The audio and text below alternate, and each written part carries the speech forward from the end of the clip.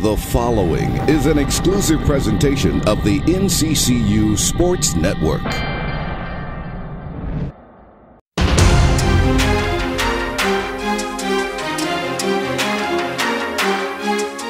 South Carolina State, rebounded by Nimrod Hilliard. He'll push it forward, goes up ahead to Dante Holmes. Holmes now will step back from the left baseline and count.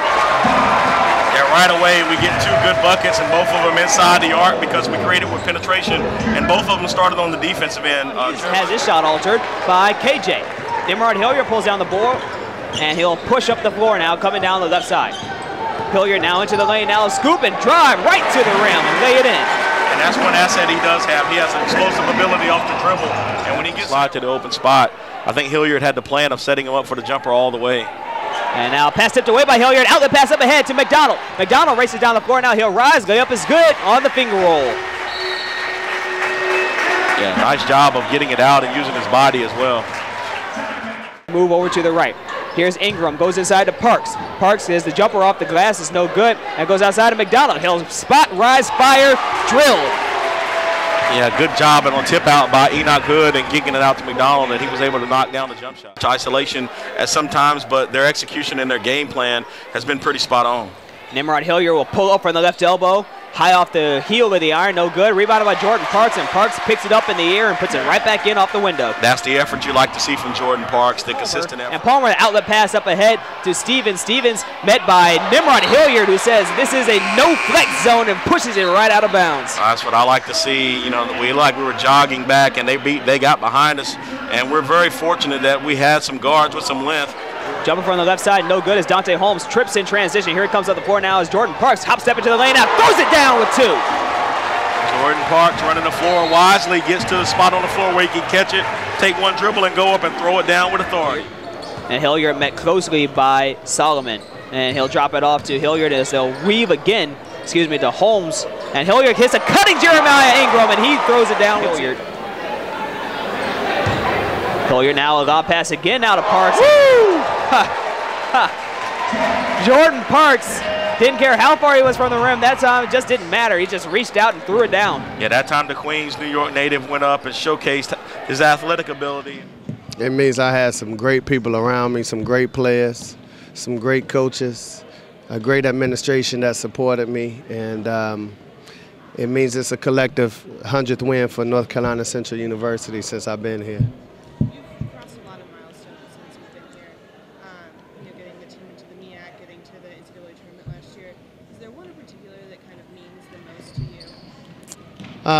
You know, I don't think anything will ever trump your first MEAC win. I remember my first win, period. You know, all of those things. You always remember your first, but definitely the MEAC championship. I don't think anything will ever trump that. I hope it will, but you know, I definitely remember that the most. What was your first win? If you wouldn't have asked me, I would have known. But it was North Carolina Wesleyan. North Carolina Wesleyan. Yeah. What, 6 years ago? Yeah, 6 years ago. So your 100th win tonight. The team started out kind of slow. Yeah. What do you think they had to do to kind of shake off that start? Well, you know, it's the first time we've played in front of our home crowd. And we got 8 new guys, and they came out and they saw a DJ, they saw some pretty girls, and they saw a lot more people in here than they're accustomed to, and now that's an adjustment for them. And I knew in my heart of hearts that we were going to have to do that. I just wanted to weather the storm until we got our feet wet and got our rhythm and focus on basketball. Speaking of getting your feet wet and kind of getting in a rhythm, Nimrod seemed like he kind of got with the program a lot Yeah. faster than some of the other guys. Can you kind of talk about what he was able to do tonight? He's been really good the last several weeks. I think going back to the Jackson State game, he's played really exceptionally well. A lot more confidence. He's made mistakes, but they're confident mistakes, so they don't look as bad. He's just doing a good job of understanding the culture, the system, and what we expect of him and all the calls and things of that nature. And he's really doing an exceptional job and putting everyone else in their place as well. Do you feel like his confidence is kind of helping the team as a whole now that you have a point guard that kind of knows what he's doing? Yeah. He had some really nice ball handling at the top of the key in the second half. Man. Do you think it's just kind of elevating the play of the team overall? Yeah, he's the leader. He has to be an extension of me on the floor. I kind of used the analogy to him. It's like a quarterback that checks in the game in football, and in the huddle, if he don't take command of that huddle and they can't look in his eyes and expect him to get a first down or move the chains or get a touchdown, then you lost them all. So now he has that look. When he huddles them up, you know, they're all looking at him in the eye and really hearing him out. And he's really putting them in the right positions. And that's great for us because it used to be Jordan doing all the talking. And no disrespect to Jordan, but it's tough for a power forward to be the leader of the team. You know, it got to be the quarterback, the point guard, and them's stepped up and is doing a great job. You also had, I think, 4 or 5 guys in double figures. That kind of balanced team scoring. Is that what you need to have from guys every game to be successful? Yeah, last year you could definitely count us to have one guy dominate us in scoring and then the others filled in. But this year, you know, we getting the true bang for our buck. You know, I wish Dante Holmes would get in a better flow. He's coming out and he don't have the energy that's required to be successful right now. And KJ, his first half stunk by his own admission, and he came back and did some great things as well. But we just need him on the floor to orchestrate everything. Speaking of KJ, he was involved in that flagrant 2 that happened. What did you see from your end? I got to go back and look at the tape. You know, I know the coach and Murray Garvin, and he's a great guy. He calls and he checks on my wife and everything. So, you know, it wasn't anything flagrant or intentional, you know, from his vantage point. And I think they just got caught up. I think it was a hard foul, you know, but such is life, and we have to live with that and understand that. You know, that's what teams are coming in here, and they're going to do that because, you know, it's just part of the game. So we have to respond and be tough at all times and keep our composure. Anthony McDonald had been in kind of a shooting slump before today. It looked like he kind of broke out of it. I know he took a lot of threes, but he also made quite a few. Yeah. It looked like to you that he's finally finding his rhythm again? Well, you know, that the three-point shot, you know, everyone loves it, but it's really a low percentage shot. And, you know, it's probably his best shot. And I jumped on him in the first half because he missed a couple. I think he missed the first 3, and then he was reluctant to take the fourth. He got to keep shooting the basketball. That's what he do. So that's what he's out there for, primarily to shoot the basketball and give us that look and stretch the defense. And he did a good job of knocking down some open ones. He was 4 for 12, and that's probably right around his percentage. I would have liked to see him make more and be extremely confident, but I thought we did a good job of finding him. Defensively, you worked on your defense a lot in the last week and a half. That's a big point of emphasis. Are you pleased with the way you guys came out next week? No, we're too lazy, you know, and that starts like this team shot 28%, and I told them we're not doing a good job of being active and flying around for me. I just don't like that. They had like 7 or 8 offensive rebounds in the first half, 10 to be exact. That's disappointing. You know, we got to give teams one shot and rebound the basketball with 2 hands, and that's what you have to do to be a great basketball team. And, you know, it's still early, it's still January, so we got room for improvement. So going forward, is that going to be one of your bigger things to emphasize in practice, the rebounding? Yeah, I got to take blame for that because we haven't worked on a lot of box-out drills because we were so banged up. I didn't want to be the guy that go out there and let 2 guys bang heads, and now we down to 6 players. So we got to get back after it, and we got a great team coming in here in Savannah State on Monday, and they play extremely hard and physical, so we got to be prepared. And kind of going back to your 100th win, are you aware of your record when you come into every game and you're like, oh, I got 1 more, 2 more? Nah, that's what you guys for. You guys do a great job of telling me. I promise you, I don't think about it, man. I just focus on the now. And going back and reviewing tape and things of that nature.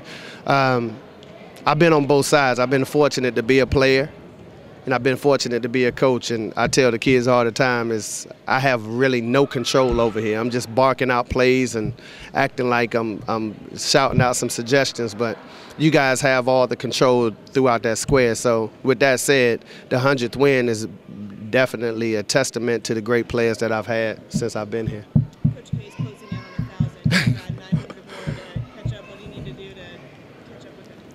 Well, get some really good basketball players. And I just look at it, between him and I, we got 1,100 wins, so that ain't bad. If you divide that by 2, that's like 550 apiece. So, you know, I take that 550. Coach, starting out the game, North Carolina essentially started by taking 7 3-pointers. What were you thinking when you seen that happen? What are we doing? It was crazy. It was nerves. You know, we like to get paint touches, but, you know, that meant we weren't on the attack. And, you know, we were playing passive, and, you know, I had to call a timeout and get us going and let them know we need some paint touches and we need to get the ball inside out. And, you know, you started out behind out the gate.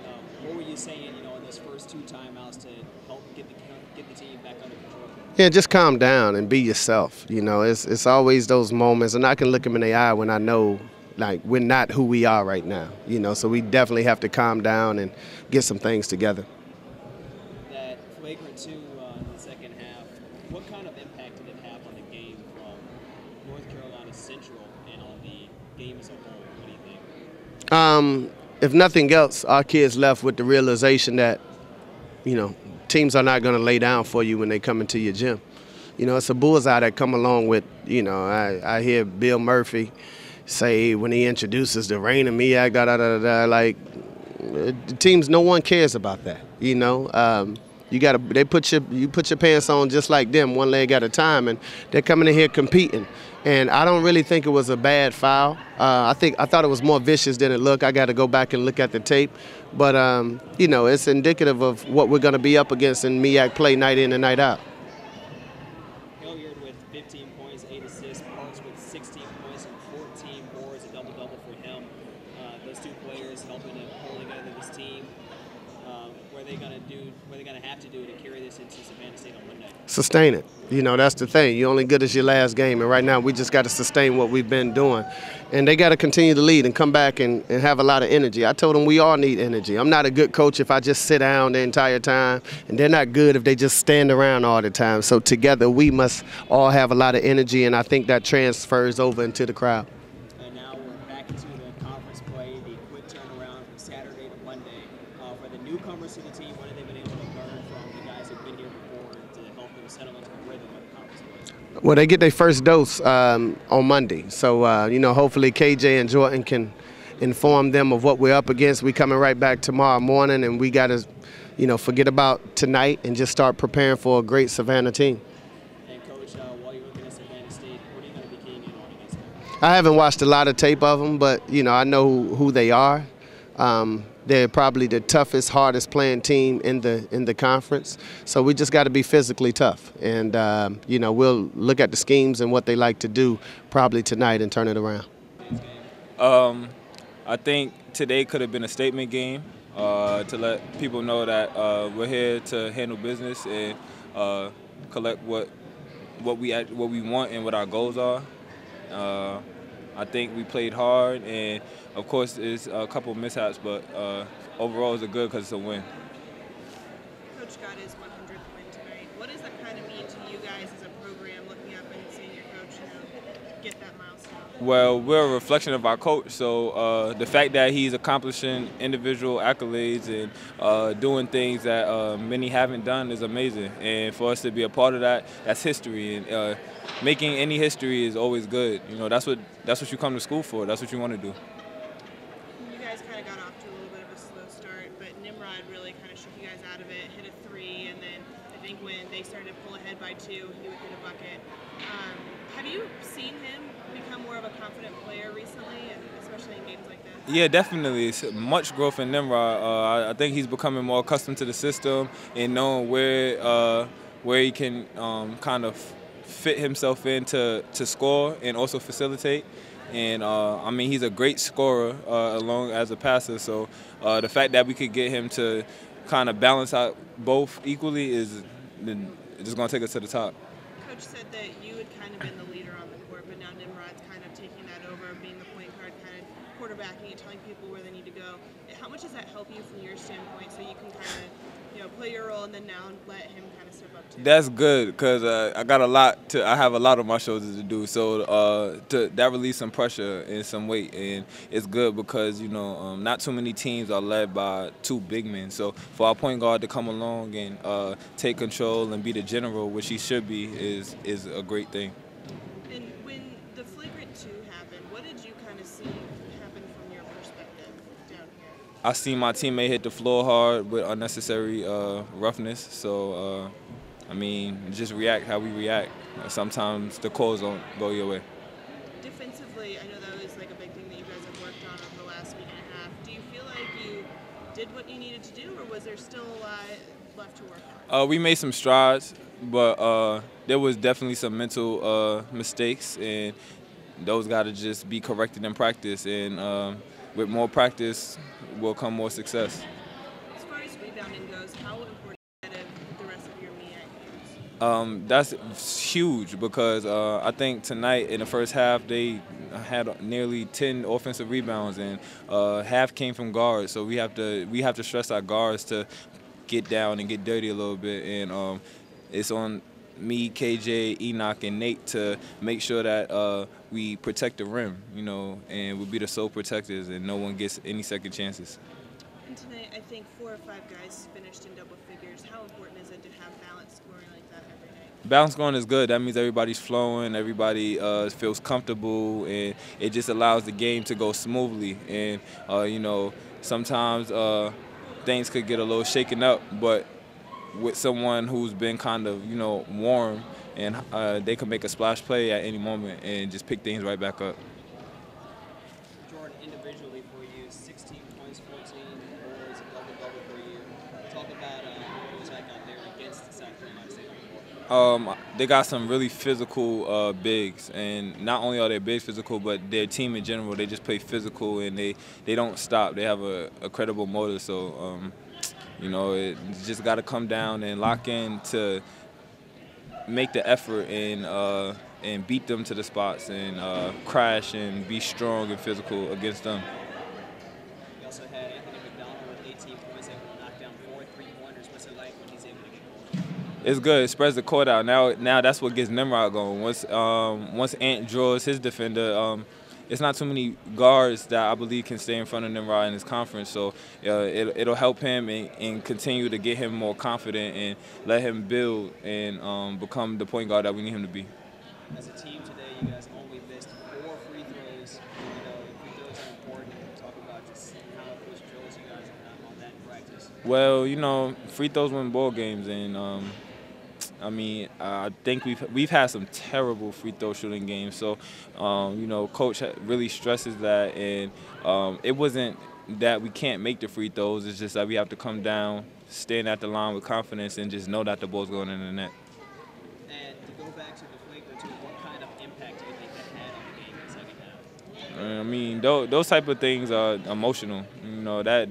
That brings the passion and togetherness out. So that allowed us to kind of buckle down and try to stretch the lead out.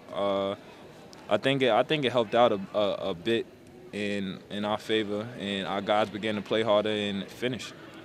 2-part question for you. Savannah State coming in on Monday.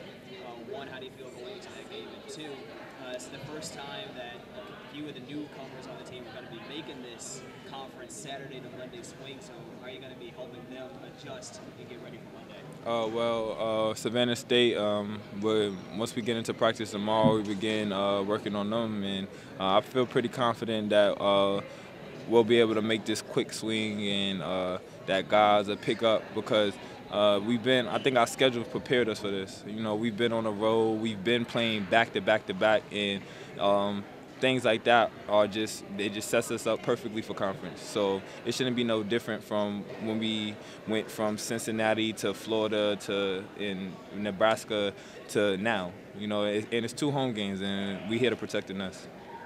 CBS. That stands for Car Buying Simplified. Shop CBS Mitsubishi in Durham or choose from over 500 quality used vehicles at any of our 6 convenient locations. Hurry to CBS Mitsubishi at CBSQualityCars.com.